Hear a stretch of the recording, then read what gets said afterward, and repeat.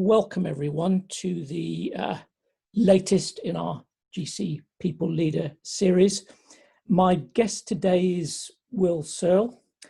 Will is Chief People Officer at Capita, been there for 2.5 years, but has got 20 years track record and experience in senior HR people officer roles.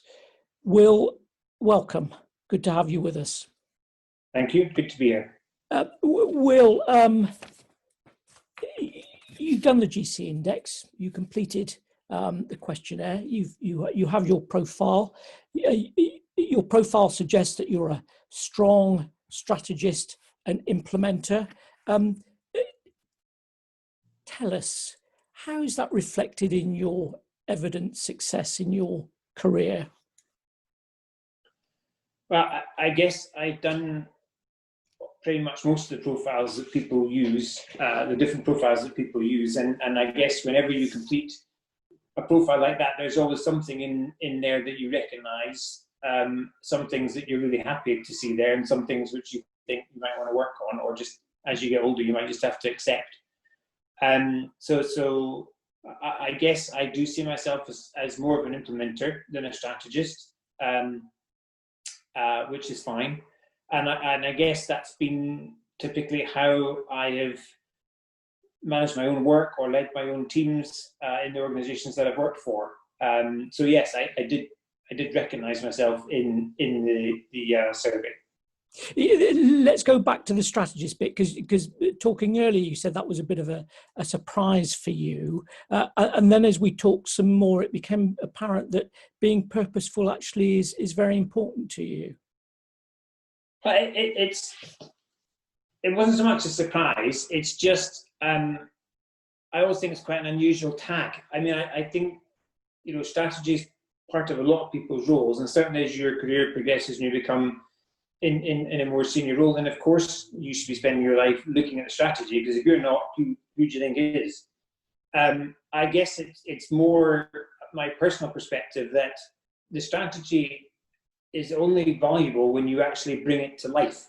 Bring it to life for a customer, bring it to life for an employee, bring it to life for an investor. So or for yourself for that matter. So I guess from a personal perspective, I see more value in the implementation and the impact of what it is that you're doing, rather than the sort of thinking about it. Yes. So it's not I know it's valuable, but I just think it should be a sort of component part of anybody's role like that. Yes, something that liberates action or focuses action, by the sounds of it for you. But moving to Capita, I was fascinated by your story about having to sort of revisit the importance of your role in an organisation. Tell us a little bit about that. You went through a period of reflection, you were saying. Yeah, I mean, I think it's sort of been on trend now for people to talk about purpose-led organisations, and I've worked for organisations that have had good clarity of purpose, and I've worked for organisations that haven't. I guess what's changed in recent years is that a growing percentage of employees want to be clear what the purpose of the organisation is, so they can align it with their own sets of values, which is really what it comes down to. And I think a recent or emerging trend is that finally the investment community is actually starting to look at what the purpose of an organisation as well, because they're linking that into how sustainable that business might be, rather than just short-term performance. So I think there's a couple of sort of drivers there that are causing people to think about purpose a bit more carefully than they previously would have done. We'll come back to the ingredients for your success in a minute, but let's reel back in time, because I think our audience would just like to know how you started this journey. What got you into this world? So I've been really fortunate. I've worked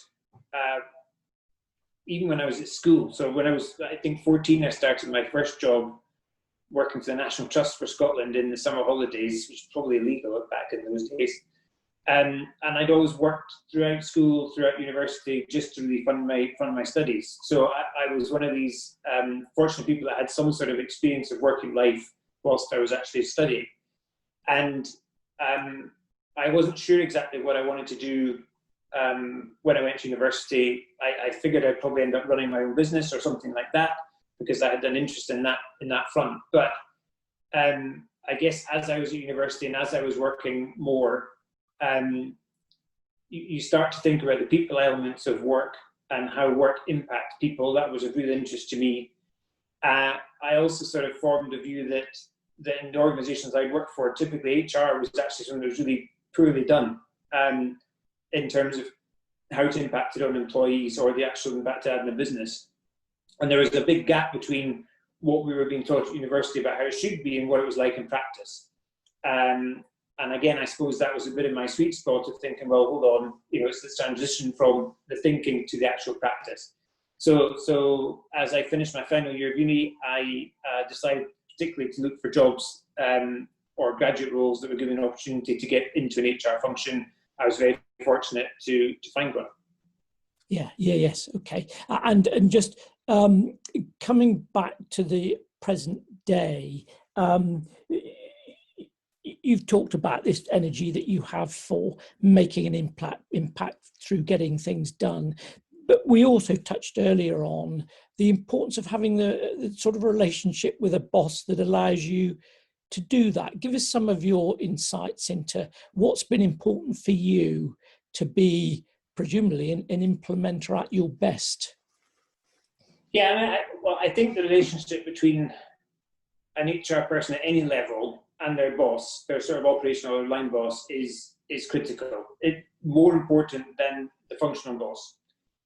And I guess that's the way I've always worked. To whatever level in the organization you're at, as the HR person, to have a really clear understanding of the part of the business that you're supporting, so that you actually have a view on how that business should be run, not just from a people perspective. Which customers should you be servicing? What products should you be moving into? Which geographies should we be aspiring to grow into, or how is the business going to grow? Those sorts of things. I expect my HR teams to have full knowledge of all of that stuff and be happy to express an opinion, not just to sort of wake up when we start talking about people issues. So really, I've been very fortunate in the bosses that I've had, that they've shared that view, that's been their expectation. And I think that kind of pushes performance. And it also means that, you don't have to have some of those sort of philosophical arguments or debates about whether something's worthwhile doing or not. If it's good for the business, if it's good for the individual, then it's something that you actually put effort into. Yeah, that sort of alignment frees people to get on and do stuff, which is what we're seeing of you is that's where you're at your best. Okay, we've agreed what we need to do. Give me some freedom to get on and do it. And that's true of you at Capita with your boss now? Yeah, no, I mean, it's the second time that we've worked together, so I knew what that was going to be like before I joined Capita. So that wasn't a risk, and it's certainly true of John. He is a person that's a very purpose-led leader, very values-driven. He's typically got very clear ideas about what he wants to achieve in an organisation. He absolutely sees the value in people. And wants to try and give people opportunities. So in that respect, it's an easy relationship. In another respect, he's a hard-working individual with very, very high expectations, and he's the sort of person that always wants more, and that brings the best out in a team, but it's also kind of exhausting at times. Yes, I can. You mean there's a sort of a relentlessness about it, by the sounds of it, but presumably brings out the best in you. Yeah, I mean, I've worked for different kinds of bosses with different types of styles. I mean, if they were filling in the GC index, they'd be all over the place. So I think it's possible to work with different types of people, but I enjoy working with John, and yeah, I think he does bring out the best in his team. And the other thing we touched on earlier was this business of trust and being trusted to deliver. But I suppose we could see that the other way around too, in terms of you've obviously won trust along the way. What does that tell us about you? Why is it that people will trust you? Well, it probably goes back to the point of delivery, and I think with a good boss, you should be able to have different opinions on things. You should be able to disagree violently about things, but at least respect each other's point of view. And that's where the idea of the sort of council comes in. And I think, again, if that relationship is right, then the CEO uses the head of HR as one of their counsellors, effectively, and seeks input and advice and so on. And that's a really important part of the job, I think, whether that's in forming teams or a particular strategy that should be followed or how something should be implemented. So I think that kind of relationship has to exist if there is going to be trust there. Yeah, yes. Just going back to your profile for a moment, Will, and just thinking about working relationships. Here you are, strategist, implementer, bit of polisher. There's a sort of self-sufficient feel to that in terms of being resourceful and able to cover a number of bases. What do you look for in terms of having people around you that are going to contribute to yours and the collective success of a team? Who are those folk who complement you? Yeah, well, I think it's good to have a fair degree of variety in your team, to have a different sort of mix of people. Having said that, there are certain types of people that I prefer working with to others. That's for sure. But I think I've formed a variety of teams over the years, and they've all been different. They've all had sort of different sort of personalities, if you like, as a team.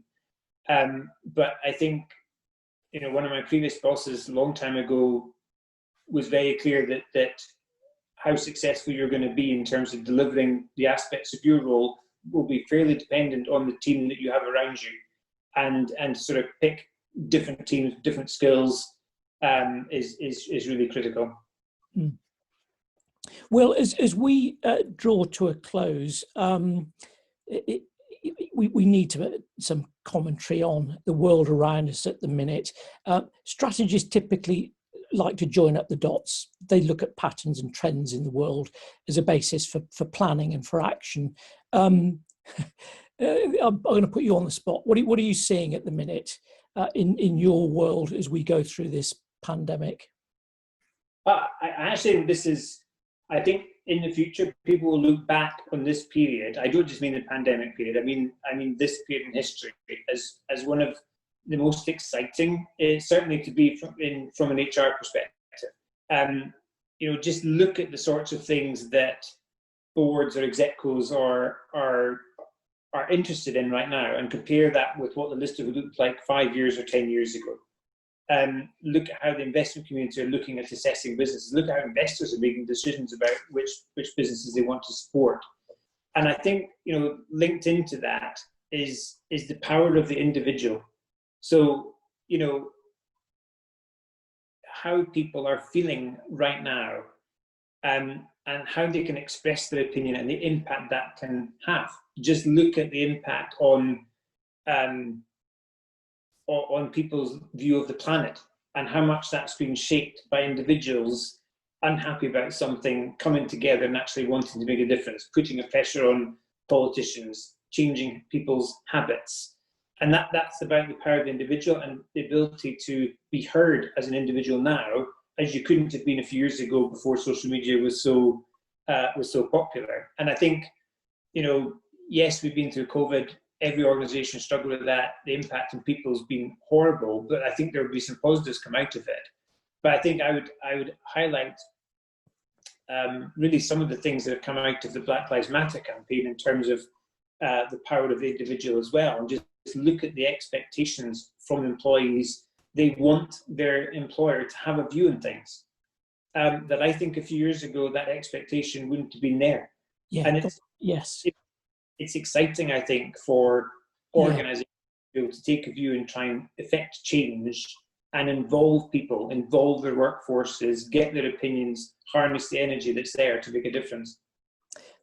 Yeah, you're right. It is exciting. I can certainly feel your energy. I mean, it's a great place for us to draw to a close because, as you know, for us, the GC index is all about energy for impact. And what you're suggesting is that actually these times have the potential to liberate that energy or give it direction and focus. At the very least, help people to recognise that there's an impact that they can make. Yeah. You've left me thinking. Well, I shall ponder on that theme as we end. But thank you very much for your time today. Much appreciated. I'm sure our audience will love to hear your views. But thanks once again. You're very welcome. Thank you.